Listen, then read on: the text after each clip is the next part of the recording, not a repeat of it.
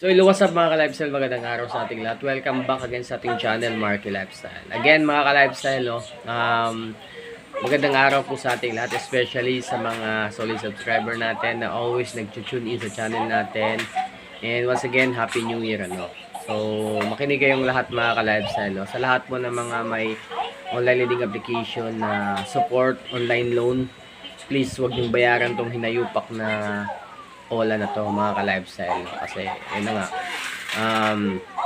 yung kapitbahay namin dito, nirecord niya talaga yung conversation nila ng between agents, no? So pinagmumura po talaga siya, pinagtatakot, no?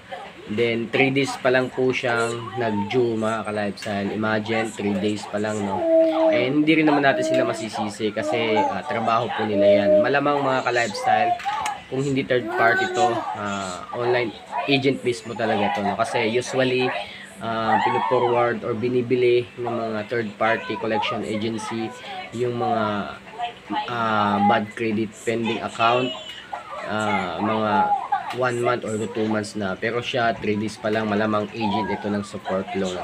So ayun, pinarinig niya sa akin yung conversation nila, na record niya. Sobrang kupal talaga, no? Babae pa man din, ano? Imagine, babae.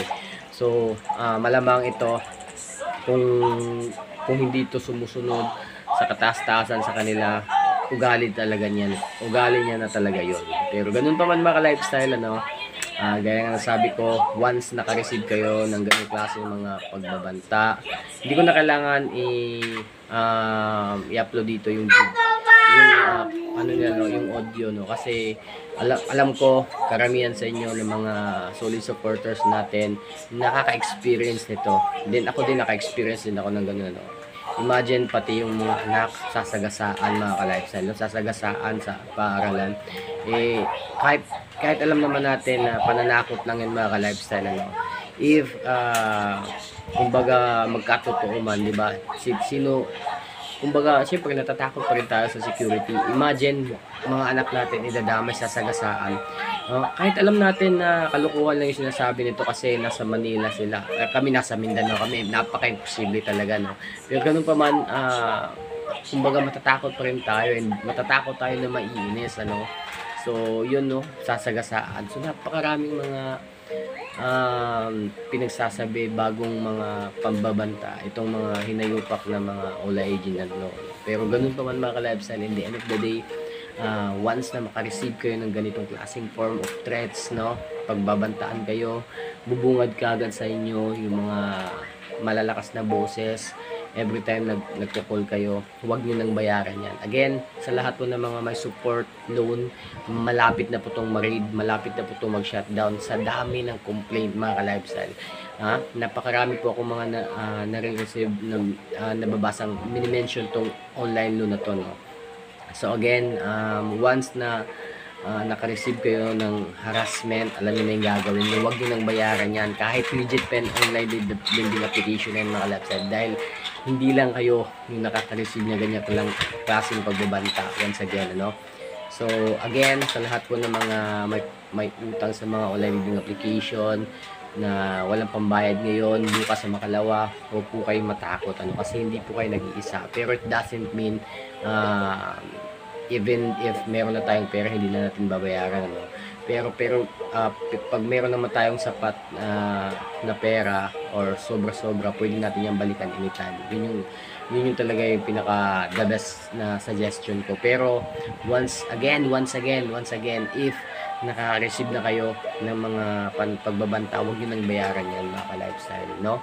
So yun lang mga ka-lifestyle, share ko lang sa inyo kasi mayroon tayong mga supporters din, no, na kapitbahay lang natin, kalugar natin. So yun, nagdadamayan kami dito sa area namin, no. So far so good. Wala namang dito sa Mindanao, wala namang nabisita. Even doon sa Visayas, walang nabisitang mga borrowers mula sa different online lending application. So wala kayong dapat ikatakot ipag tatakutin kayo na bibisitahin. Okay lang, bakit? Pakita sila, di ba? Para magkaalaman na. Pero ganun pa man, walang nangyayaring ganon mga ka-lifestyle. 100% wala pong nangyayaring ganon. kung meron man, dun lang sa malapit sa area nila, sa Luzon o sa Manila area. So sa provinces, wala kayong dapat ikatakot. So yun lang mga ka-lifestyle, no? Again, once again, Happy New Year sa ating lahat. I hope nabawasan na yung mga suliranin ninyo or yung mga nagpapadepress sa inyo ngayon, kasi wala yan mga ka-lifestyle. 2025 na po. I know merong gagawing malaking pasabog yung gobyerno ngayon, especially dun sa mga online living application na sobrang balasubas talaga. So wait lang po tayo, kasi yun na nga, nag-undergo na yan. Wait lang po tayo. Alam ko kasi napakaraming mga complaints ng mga online living application ngayon. So mapalegit man or hindi. So yun lang, ingat-ingat lang po tayo once again sa mga contacts natin, no? Huwag po natin ibibigay yung mga contacts natin. As much as possible, dapat yung cellphone natin, yung naka-phone book ng mga contacts, hindi masyadong VIP, kasi baka ma-shock sila. So yun lang mga ka-lifestyle, peace.